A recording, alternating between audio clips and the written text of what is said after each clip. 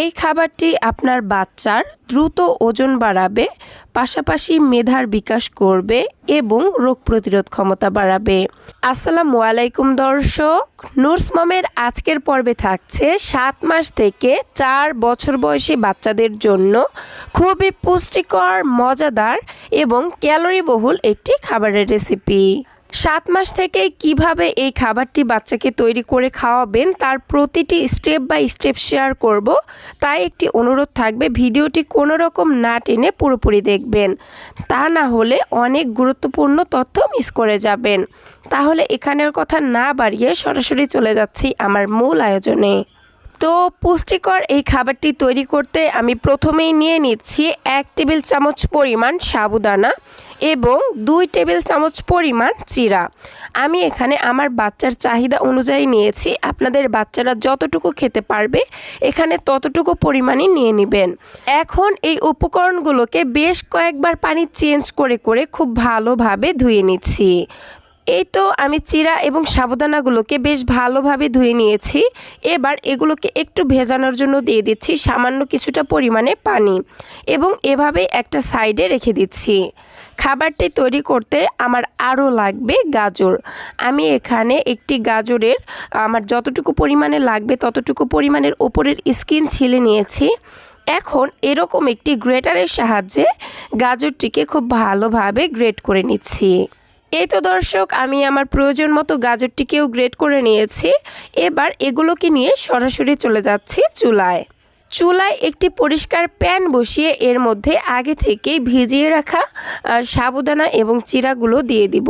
তো দেখুন, কিছুক্ষণ ভিজিয়ে রাখার ফলে কিন্তু আমার চিরা এবং সাবুদানা অনেকটাই ফুলে উঠেছে। এখন এগুলো রান্না হতেও সময় অনেকটা কম লাগবে। যাই হোক, আমি এই চিরা এবং সাবুদানা রান্না হওয়ার জন্য দিয়ে দিচ্ছি পরিমাণ মতো বিশুদ্ধ খাবার পানি। একই সাথে যে গাজরগুলো গ্রেট করে রেখেছিলাম সেগুলো দিয়ে দিচ্ছি।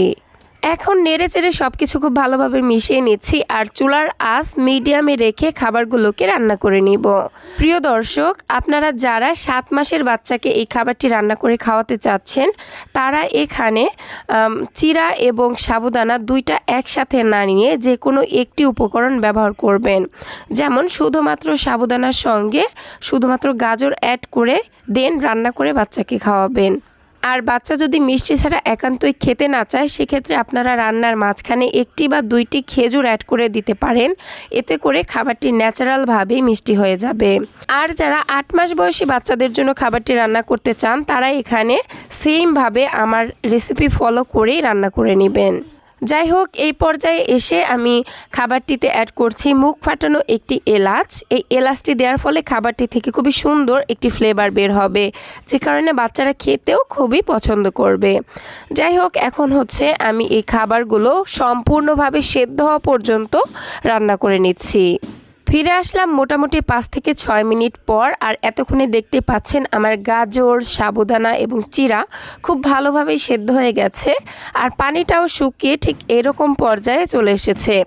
এখন হচ্ছে আমি বাচ্চার খাওয়ার সুবিধার জন্য এইরকম একটি ম্যাশারের সাহায্যে খাবারগুলোকে একটু ম্যাশ করে নিচ্ছি। বাচ্চা যেরকম দানাদার খেয়ে অভ্যস্ত খাবারটিকে ঠিক সেরকম দানাদার রেখেই ম্যাশ করে নেবেন। তো আমি হচ্ছে এরকম একটু দানাদার অবস্থায় রাখতে চাচ্ছি। তো এই পর্যায়ে এসে আমি এই খাবারটিকে আরও বেশি পুষ্টিকর এবং ক্যালোরিবহুল করার জন্য অ্যাড করব একটি মুরগির ডিম। তো এখানে আমি পুরো একটি মুরগির ডিম খুব ভালোভাবে ফেটিয়ে নিয়েছি। তবে যারা 10 মাসের আগের বাচ্চাদের জন্য খাবারটি রান্না করবেন তারা এখানে শুধুমাত্র ডিমের কুসুম ব্যবহার করবেন। তো এখন অল্প অল্প করে দিয়ে দিচ্ছি আর এক হাত দিয়ে ঘন ঘন নেড়ে চেড়ে খাবারটির সঙ্গে মিশিয়ে নিচ্ছি। দর্শক, ডিমের সাদা অংশে যেহেতু অ্যালবুমিন থাকে তাই এটা 10 মাসের আগে বাচ্চাদেরকে দিতে নিষেধ করা হয়, কারণ এই ডিমের সাদা অংশ থেকে কিন্তু বাচ্চাদের বিভিন্ন ধরনের অ্যালার্জির সমস্যা দেখা দিতে পারে। তো ডিম দেওয়ার পর আমি মোটামুটি 2 মিনিটের মতো রান্না করে নিয়েছি আর দেখতে পাচ্ছেন আমার খাবারটি কিন্তু অলমোস্ট রান্না হয়ে গেছে। আমি খাবারটিকে ঠিক এরকম ঘনত্বে রেখে চুলা থেকে নামিয়ে নিচ্ছি। আর এই তো তৈরি হয়ে গেল বাচ্চাদের জন্য হাই প্রোটিন সমৃদ্ধ, ক্যালোরিবহুল এবং মজাদার একটি খাবারের রেসিপি।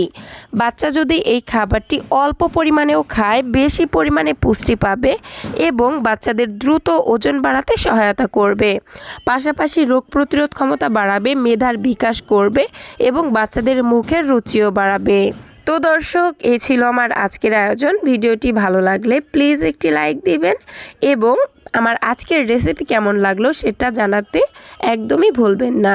বাচ্চাদের জন্য এরকম আরও নিত্য নতুন সহজ এবং পুষ্টিকর খাবারের রেসিপি পেতে প্লিজ আমার চ্যানেলটিকে সাবস্ক্রাইব করে পাশের ঘন্টাটি বাজিয়ে অলে সেট করে রাখবেন পরবর্তী ভিডিওর নোটিফিকেশন সবার আগে পাওয়ার জন্য। আজকের মতো বিদায় নিচ্ছি। আল্লাহ হাফেজ। আসসালামু আলাইকুম।